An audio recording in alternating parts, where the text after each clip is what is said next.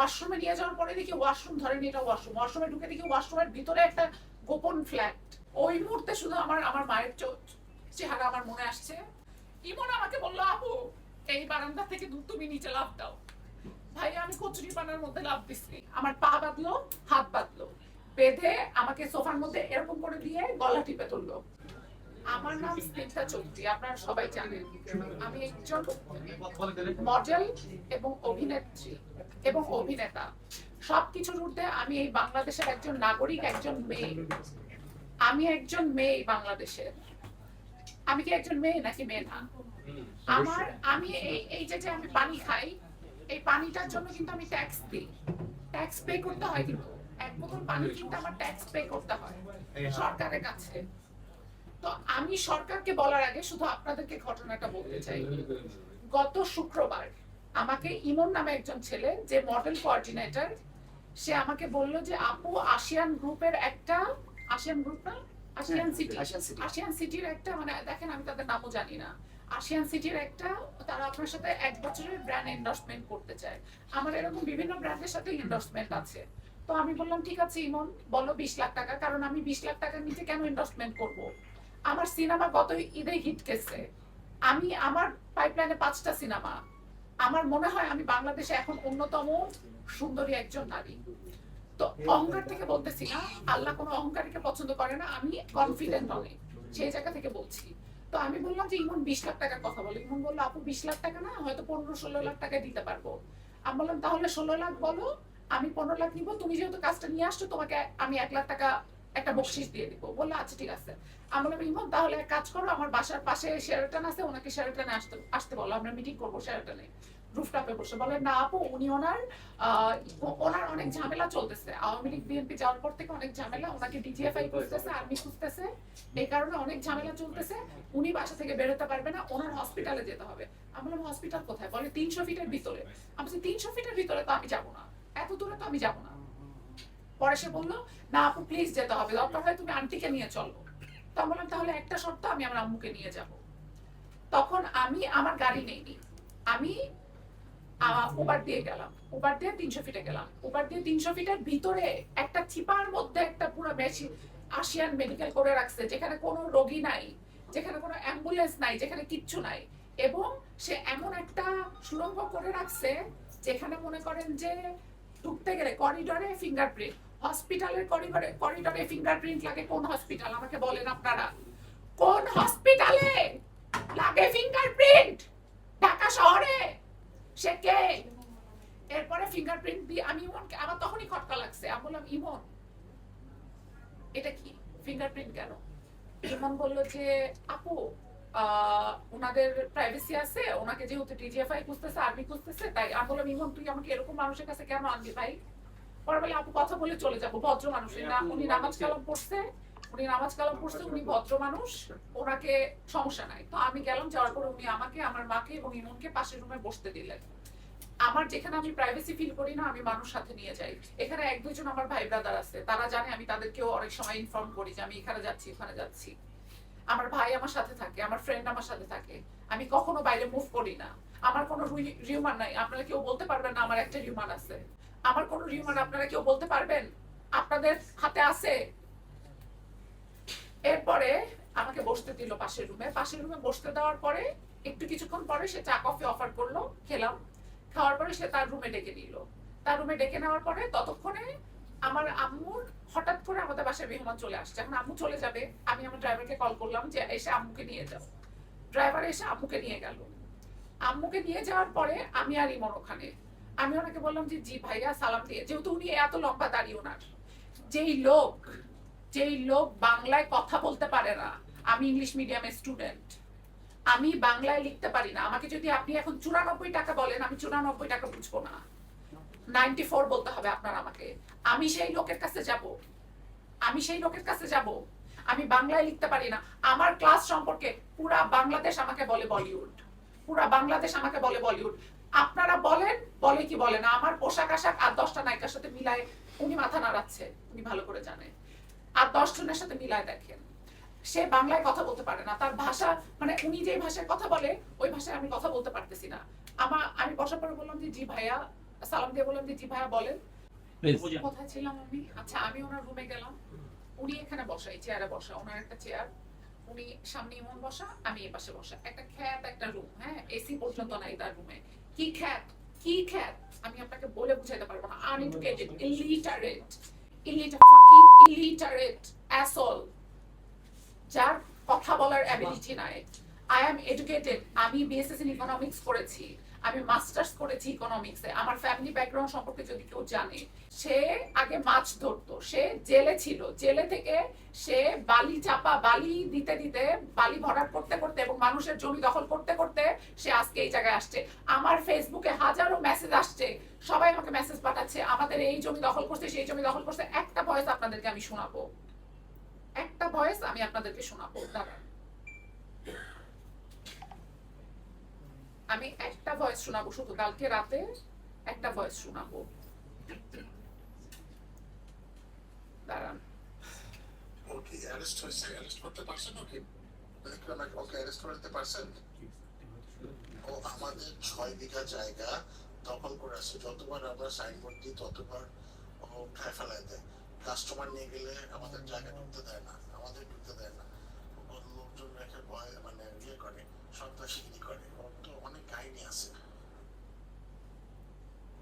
থানাটা আছে, থানার কিন্তু সবকিছু খেয়ে নাও। থানা পুলিশ ওকে আগে থেকে সরায় দেয়, আগেও অনেকবার ওয়ারেন্ট নিয়ে আমরা গেছি, ও পুলিশ ওকে সরায় দেয় আগে থেকে।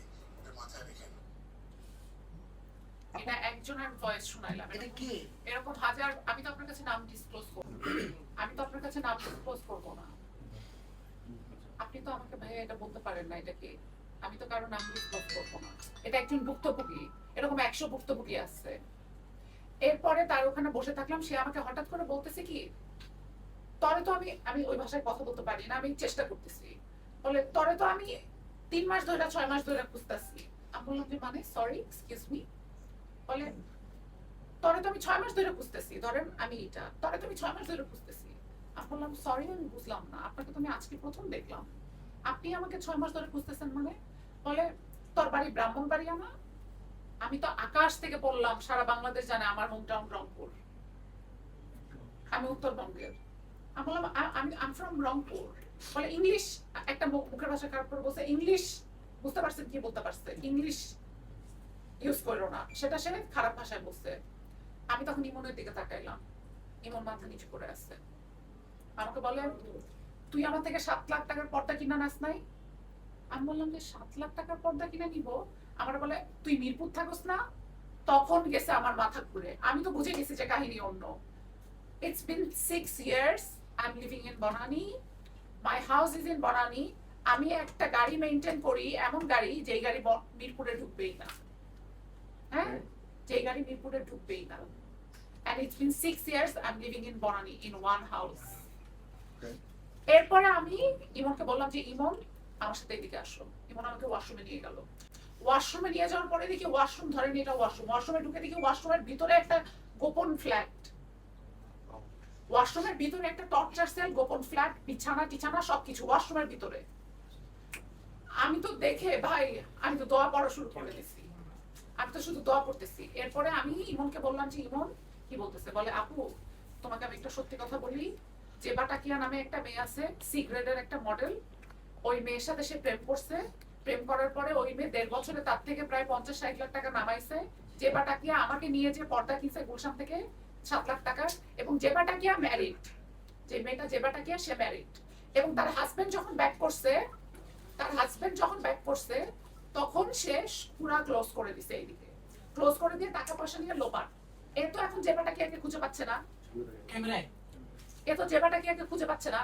এখন জেবা টাকিয়া হয়তো বা মানে আমার স্কিনের সাথে ম্যাচ আছে, সে আমার ছবি দেখে ভাবছে জেবা টাকিয়া, এটা জেবা টাকিয়া। তো সে, আমি জেবা টাকিয়া হই, আমি জেবা টাকিয়া না হই, আমি মেয়ে। এরপরে সে যেটা করলো, ইমনকে আমি বললাম ইমন এখন কি করব? বল, ইমন আমাকে বলতেছে আপু আমরা তো এখানে ঢুকে পড়ছি, সব ফিঙ্গারপ্রিন্ট, বের হওয়ার কোনো উপায় নাই, ওনাকে ঠান্ডা মাথায় আমাদের এখান থেকে বের হইতে হবে। আমি বললাম আমার প্যানিক অ্যাটাক হচ্ছে, ইমন কিছু একটা করো। বলে যে ওনার সাথে ঠান্ডা ভাবে কথা বলে আমি বের করার ব্যবস্থা করতেছি তোমাকে। তো আমি যে বসলাম, আমি যে বসে বললাম, আমি কথা ঘুরাচ্ছি যে ভাইয়া আপনার ব্যবসা কেমন যাচ্ছে, কি যাচ্ছে, এটা সেটা কথা ঘুরাচ্ছি আমি। আমাকে হঠাৎ করে সে ইমনকে বলে এই ইমন না, তুই বাইরে যা, তুই বাইরে যা। কেমন না, তুই বাইরে যা। আই তুই আমার বিয়ে করা বউ না? আমি বলছি যে কি, আমার তো বয়ফ্রেন্ড আছে। আমার বয়ফ্রেন্ডের লোকেরা এখানে আছে, আমাকে স্কট দিয়ে নিয়ে আসছে। আমার বয়ফ্রেন্ডের লোকরা বাইরে ওয়েট করতেছে, স্কট দিয়ে নিয়ে আসছে তারা আমাকে। কালকে রাতে থানায় তারাও আমার সাথে ছিল। আমাকে টাচ করতে পারবে না, আমাকে টাচ করতে পারবে না ওই আশিয়ানের নজরুল। ইমন বের হয়ে গেছে, তারপরে সে দরজা লক করে দিছে, সব পুরা রুম লক, তার ফিঙ্গারপ্রিন্ট। এরপরে একটা সোফা রাখা, আমাকে বলতেছে ওই সোফায় যেয়ে বসো, আমাকে বলতেছে ওই সোফায় যেয়ে বসো, ওই সোফায় যেয়ে বস। আমি বসছি, বসার পরে সে এবার বসা ছিল তো, সে নিচের থেকে 2 হাত দিয়ে 2টা রশি বের করছে। আমি বললাম আপনি কি আমাকে ফাঁসি দিবেন? পরে বলে যে না, তোরে আদর করবো। আমি বললাম যে আপনি আমার সাথে কি, আমি আপনাকে চিনি না, আপনি কে, আপনাকে আমি চিনি না, আপনি কেন এগুলো করতেছেন? পরে বলে ওইখানে বস, নাইলে ওই যে তলোয়ার দেখছোস আমি সৌদি থেকে কিনে আনছি, ওইটা দিয়ে 2 হাত নামায় দিব। আমার মাটির নিচে, আমার এখানে, আমার আশিয়ান হসপিটালের ভিতরে বহুত লাশ পুঁতে রাখছি আমি, কেউ খবরও পায় নাই। তোরে পুতলে কিচ্ছু যায় আসে না। পড়তে শুধু আমার আমার মায়ের চেহারা আমার মনে আসছে, যে আমি যদি মরে যাই, আমার মা অসুস্থ, আমার বাবা অসুস্থ, আমার ভাই ছোট, কি হবে? I am the only earning person in my family, এবং আমি একটা মেয়ে। এরপরে আমি ওনার কথা শুনে বসে গেলাম। উনি আসলো, এসে ওই একটা রশি দিয়ে আমার পা বাঁধলো। আমার পায়ে এখনো দাগ আছে, এই যে আমার পা এখনো ফোলা, আমার পায়ে দাগ আছে। তারপরে সে আমার হাত বাঁধলো। আপনারা কি মানুষ শুনতেছেন? আপনারা আমি কি বলতেছি? আমার পা বাঁধলো, হাত বাঁধলো, বেঁধে আমাকে সোফার মধ্যে এরকম করে দিয়ে গলা টিপে ধরলো, গলা টিপে ধরলো, গলা টিপে ধরে তারপরে সে আমাকে থাপ্পড়ের উপর থাপ্পড়, থাপ্পড়ের উপর থাপ্পড়, থাপ্পড়ের উপর থাপ্পড়। এরপরে আমি কি বলবো, এই যে ধরেন যে এইরকম তিনটা চারটা মিলায়, এই 3-4টা মিলায় একটা মোটা লাঠি, একটা মোটা লাঠি, কাঠের লাঠি সে বের করলো। বের করে ওইটা দিয়ে আমাকে ড্রিম করে এখানে মারলো। দাগ দেখছেন আপনারা আমার শরীরের? আর এখানে জখম হয়ে গেছে। আমার বেস্ট ফ্রেন্ড আমাকে মালিশ করে দিতেছে। আমার শরীরে ওই লাঠি দিয়ে 60টা মায়ের মারা হয়েছে। আর আমার নিঃশ্বাস বন্ধ হয়ে গেছে। আমি ওনাকে বললাম যে ভাই আমাকে একটু পানি দেন। পরে বলে হ্যাঁ তোরে পানি দিব, দাঁড়া। তখন সে, তার একটা অ্যাসিস্ট্যান্ট আছে, পিএস, যেটা তার প্রস্টিটিউট। কি নাম? সামিয়া কি সামিয়া সাবা সোবা, সামিয়া সোবা। দাঁড়ান, এই মেয়ে, এই মেয়ে, এই মেয়ে। একটু সামনে এদিকে এদিকে করুন।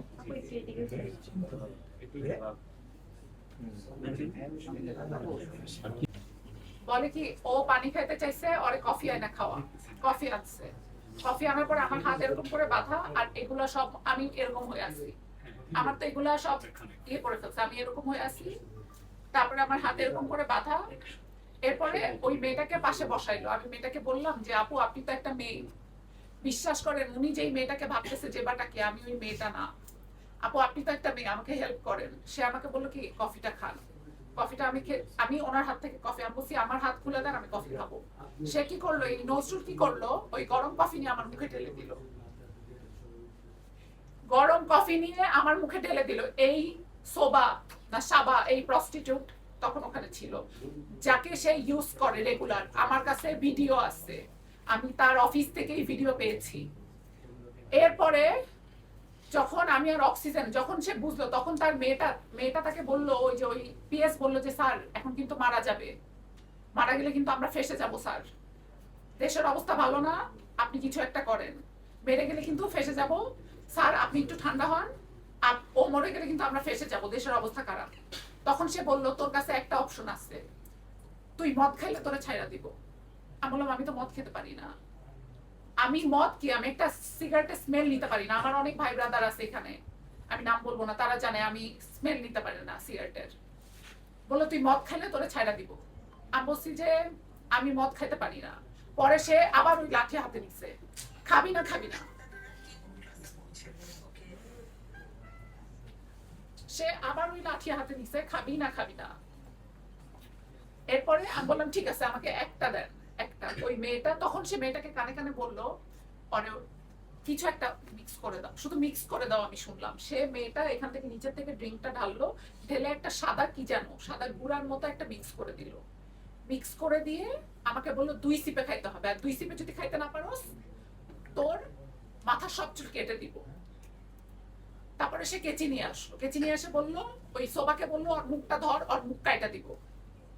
আমি বললাম আমি খাচ্ছি, আমি 2 সিপে কি, আমি 1 সিপে খেয়ে ফেলছি, পুরোটা 1 সিপে খেয়ে ফেলছি আমি। খেয়ে ফেলার পরে সে বললো এখন ইমনরে ডাক। ইমন আসছে পাশের রুম থেকে, পাশের রুম থেকে ইমন এসে আমাকে দেখে হাউমাউ করে কান্না শুরু করে দিচ্ছে। এরপরে বললো, ইমনকে বললো, আমি বললো যে ওকে নিয়ে একটু বাইরে যা, ওরে নিয়ে একটু বাইরে যা, আমি একটু রেস্ট নিব। ওই নজরুল বললো। ইমন আমাকে নিয়ে বের হয়ে, আমার স্যান্ডেলটাও এখন ওখানে রাখা, ইমন আমাকে নিয়ে বের হয়ে জাস্ট আমার হাত ধরে, ওখানে একটা বারান্দা আছে, ইমন আমাকে বললো আপু বারান্দা থেকে লাফ দাও। ইমন আমাকে বললো আপু এই বারান্দা থেকে তুমি নিচে লাফ দাও। ভাই আমি কচুরি পানার মধ্যে লাফ দিচ্ছি, ওই পাশে একটা কচুরি পানার মতো আছে, কচুরি, শুধু আমার ফোনটা আমি এভাবে করে ধরে রাখছি যাতে আমি ফোনটা না ডুবে যায়। কচুরি পানার মধ্যে লাফ দিয়ে ওই দিক থেকে ঘুরে ঘুরে যে একতলা থেকে, ওনার অফিসটা একতলায়, একতলা থেকে আমি কচুরি পানায় লাফ দিছি। লাফ দেওয়ার পরে ওই পানি থেকে আমি উঠে দেন একটা রিক্সা দেখি যে একটা রিক্সা যাচ্ছে, আমি বলছি ভাইয়া আপনাকে আমি 1000 টাকা দিব, আমাকে শুধু বসুন্ধরা পর্যন্ত নিয়ে চলেন। বসুন্ধরা গেটে আমাকে নিয়ে গেছে, আমার ভাই তো বসুন্ধরা থাকে, আমার ভাইকে আমি ফোন করছি যে আমাকে। এরপরে 2 দিন আমার কোনো সেন্স ছিল না, কারণ আমাকে দিয়ে ড্রাগ